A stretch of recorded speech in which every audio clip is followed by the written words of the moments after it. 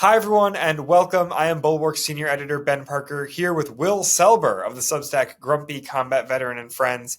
He has a piece up on the Bulwark right now, 6 things to know about the Tim Walz stolen valor claims. For those of you that don't know Will, he spent 20 years in the Air Force, spent years overseas in Iraq and Afghanistan. He knows of what he speaks. So we're going to run through those 6 things and maybe add one on at the end because this story is still developing. Number one. This story is still evolving. Will, tell us what you think about this. There's a lot of argument and a lot of disagreement, let's say, some controversy about Tim Walz's military background. So you say this story is still evolving. What do you mean? I mean, in about probably 2 days, there'll be something else. I'm sure that people are going to continue to dig into his service record and, same with JD Vance's, I'm sure everybody's going to be digging. So what I'm thinking about it right now is on the information that I've been able to see that has come out. But I mean, it's still evolving. Maybe they'll have people on the record saying he did all this stuff, and then that could change people's perception of Waltz's record. But I haven't seen that yet. Yeah, that makes sense. You can tell someone spent a little bit of time in intelligence, only basing your assessment on the information at hand. That's good. That's good. I try. All right, so number two, this is, I think, your main assessment here. Walz served honorably. Tell us about that. Why do you reach that conclusion? Because that's what it says on his DD 214, which is his characterization of service. The Department of Defense has already ruled that he served honorably. He served for 24 years. His fellow soldiers have every right to lob these things and say this stuff. That's totally within their right, and I'm not in favor of criticizing them for saying it. They should absolutely say it. However, if the accusations of stolen valor, of being selfish, if that was the case, and he was not a good leader or soldier, then they shouldn't have promoted him, and they should have painted that in his service records. And I wonder why they allowed him to obtain that rank, even to serve in that rank. If he was that bad, then I don't know, maybe that shouldn't have been the call. There's nothing that has come out so far, maybe being imprecise with his words about where he retired at. But he still served honorably. Unless there is a crime or something that comes out later that makes the DOD change that, then that won't change the facts that on his DD 214 you go down, it says served honorably. And without honorably on your character reference, hey, that's a big deal. If you don't get honorable, that means you don't get a lot of VA benefits. That's a big deal. I mean, that could cost people, if you're like me, I'm disabled veteran, that could cost you and your family a lot of money. So saying that's honorable, it's a big deal. Yeah, you also mentioned the key phrase that's been thrown around a lot, stolen valor. Just quickly tell us what that means.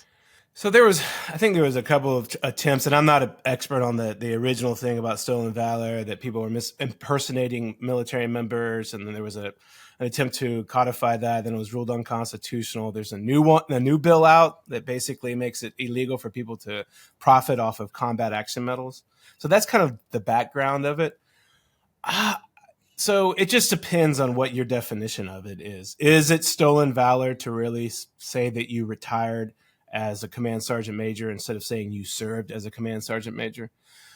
I mean, if somebody tells you that you're wrong and we show you that you didn't do that, and then you continue to insist that you did, sure. I mean, then maybe. But he changed it. I saw on a couple of political reports that the Watts and Harris campaign changed the characterization for him to be more precise. I haven't seen anything that makes me feel like we've approached stolen valor, but other people will see it differently than me. I'm just one guy. There's other veterans who will jump up and say I'm wrong. So that's fine.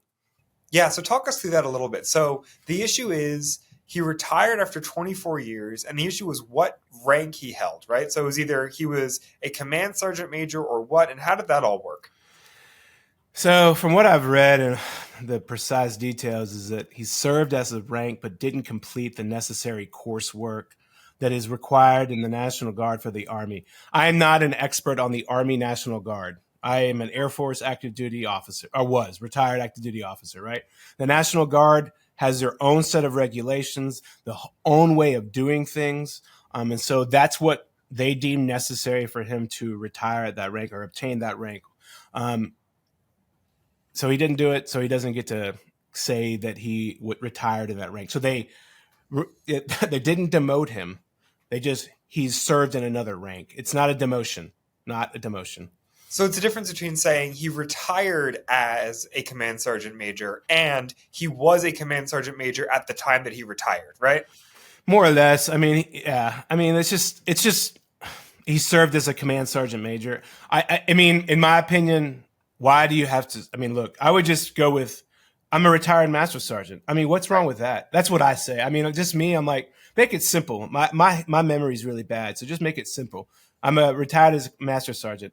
That's awesome, but there's nothing wrong with that. A senior non-commissioned officer in the United States Army is a powerful person. Okay, so we're going to get back to Walz in just a sec, but real quick, your third point. J.D. Vance served honorably, so let's just touch on that too. J.D. Vance was a Marine. Yeah, he was a Marine. He was a combat camera and a combat correspondent. Did a push in, I think, 2005 to Iraq. And again, 2D214, honorable service. He did not, from what I've read, he did not see combat. Like he did not get shot at. He doesn't have a combat medal. So that's, we get into this whole thing of what's accurate and what's not. I mean, is it count that he was in combat, that he was in, I believe, Anbar, Al-Assad for his deployment during 2005? I mean, if an indirect fire hit his base, does that count as combat, even though he was, I don't know, 500 yards from it? It just depends on how you want to splice this. And so I would just say that it just shows that it's a little bit more nuanced. And a lot of people inside that are veterans are going to look at it different ways. An infantryman is going to look at what makes combat completely differently than me, probably, because they are combat arms. But infantrymen, SOF, pilots, even they don't make up the majority of the military. So they don't get to rule over what makes what. Okay, so we're going to go back to Walz now. Okay. This is the next issue. This is just called ducking deployments, ? The allegation here is that Walz, after 24 years, chose to retire right about the same time his unit was being deployed to Iraq. And you have a lot to say about this. So talk us through what we know, what we don't know, how to interpret it. What do you got to say here? So out of all the ones that probably ruffle my feathers the most, it's this one. Because I've seen it. People duck out of deployments. It's just for various reasons. Sometimes it's understandable. They have sick children. Does that count as ducking a deployment? I don't know. Or is that a legitimate reason not to have one? It just depends. But for me, somebody who spent a long time downrange, I deployed 6 times to Iraq and Afghanistan. I made choices to deploy even though it hurt me. My father was dying after my fourth deployment or something like that. And I chose to go because I believed it was part of my service that I had to go. And my father wanted me to go, Why he decided not to deploy, there's all the details of if he put in his retirement, what timing did he decide to retire when the battalion found out about their upcoming deployment in 2005. So at the end of the day, unless I don't understand the National Guard rules and regulations, which is totally possible, he was within his right to file for retirement and not deploy. I mean, unless it's something's I don't know if he ducked the deployment. Maybe you think that he should have deployed, and maybe he should have. I don't know, because I don't know that unit's culture. I don't know the unit's leadership. Did they need him? And he was like, no, I'm going to run for Congress. I don't know. Or were they like, well, I think we're good. It's time for you to go. You've been here a long time. God bless you. I don't know.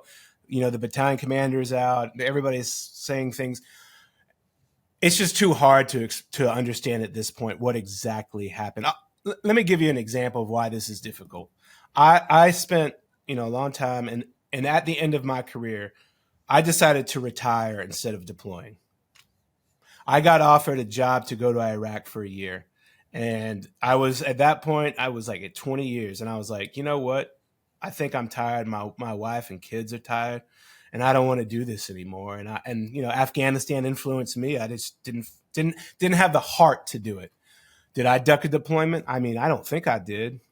I mean, so it just depends. I've seen it happen. From what I've read, it doesn't. I wouldn't say so, but again, I'm sure there's plenty of people who disagree with me. Yeah, and you make another really good point in this section, which is about the people who are coming out of Walz's unit or of other units who maybe have never known him to express their judgment, and about how, you go through any 24-year career and there are some people that are going to love you and some people that are going to hate you. Say a little bit more about sort of how these opinions develop. Yeah, so usually for a National Guardsman, you usually hang out in the same unit so that you get to know them. In the active duty, you're moving all the time. So, I moved 14 times in 20 years, right? So you're constantly going. There you have a propensity to compete against the same people for smaller amounts of promotion availabilities. That doesn't mean that's what happened here, but that's a possibility. So I have upset people. I know I have. I'm sure with some of my decisions. He's a senior non-commissioned officer. Later, yeah. Right. He's a senior non-commissioned officer. I mean, look, I was raised by senior NCOs. My senior NCOs raised me to be hopefully a decent officer that took care of my troops. And, as a chief master sergeant told me, LT, if you're not making somebody mad, then you're probably not being the best leader you can be. Yeah, no, it makes sense. And in that way, it sounded from my reading like what you were describing wasn't unique to the military. It's like any other career where you spend 24 years working with people and some of them are going to love you and some of them are going to hate you. Yeah. All right, moving on. Number 5. This one concerns a quote from Walz where he was talking about gun control and assault weapons. And he said, quote, "We can make sure those weapons of war that I carried in war are only carried in war." And a bunch of people jumped on this and said, now, wait a minute, you weren't in combat, you didn't carry weapons of war in war, and you really did a close reading of this, and you took this all apart. So tell us, first of all, about weapons of war, and then what it means to carry them in war. Yeah, I mean, what's a weapon of war? This is something that, my gun control thoughts are probably more conservative and libertarian than some people's. So when I see people say like you shouldn't carry weapons of war, I automatically go my knife, my hatchet, my shotgun, or my pistol, or is it just the M4 you don't want me to carry? Because I've carried them all. So I always look at that and I kind of laugh. And then you start talking about like he carried it while he was in war. So technically, Walz, from what I've read, he did not deploy to Iraq and Afghanistan. He deployed to Europe, I think, to provide support for Operation Enduring Freedom. That's the name of the operation that was in Afghanistan for quite some time. And that's a whole thing. Like you can deploy in support of operations in the United States. Like I had people when I was at CENTCOM who were reservists and they deployed to Tampa and in support of Operation Enduring Freedom, the Afghanistan one. So, or Iraqi Freedom, the Iraq one. So it happens all the time. Maybe he should say something like, I don't know, I don't want people to carry weapons of war that I was trained on to use, or something like that. I mean, if we want to like be precise, like exact precision, I guess that's the best way to say it. But I don't know. People talk. I mean, how many speeches has this man given in his entire life? I'm sure quite a few, and I'm sure. I mean, seems to me like a small thing. Okay, this is number 6, and I did tease a little bit. We're gonna have a free 7th at the end just for those of you watching the video.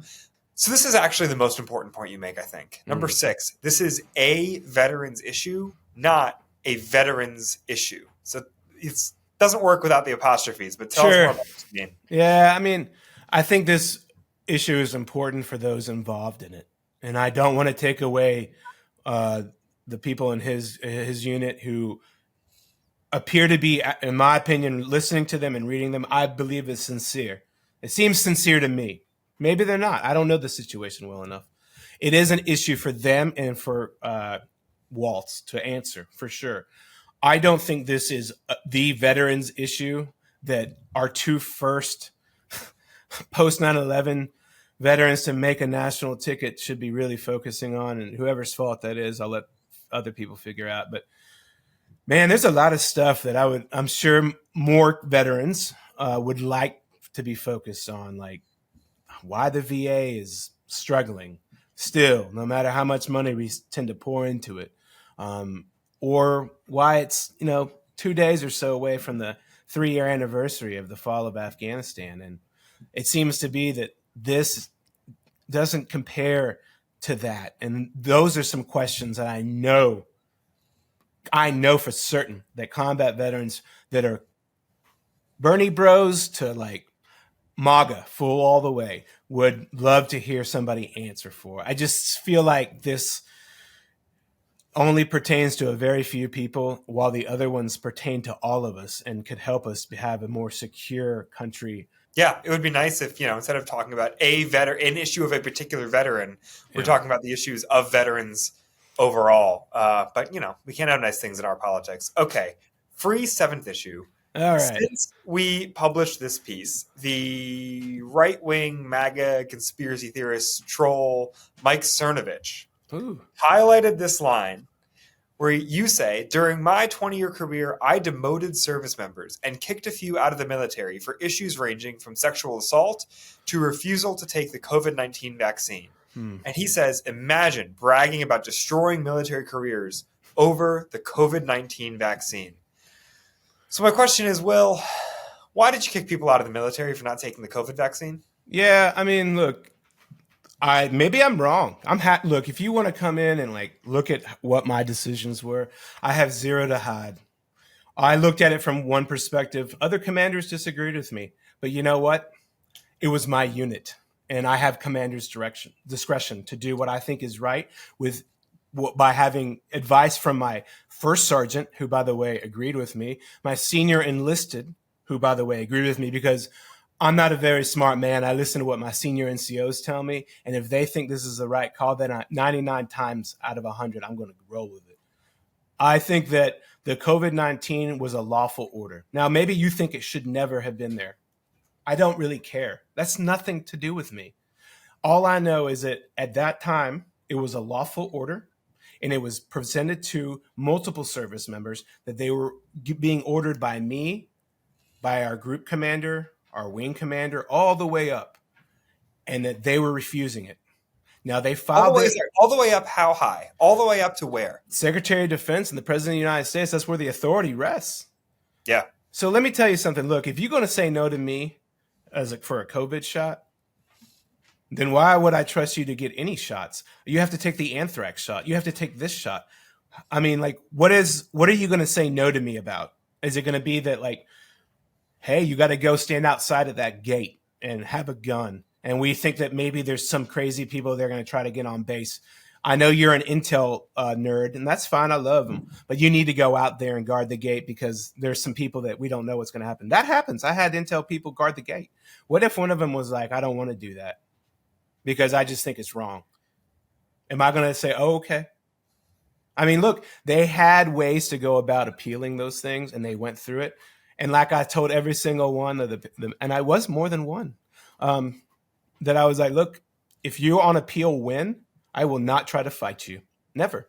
If my superiors disagree with my decision, that is their right as a superior commander to look at my decisions and be like, this is not right, and I disagree with them.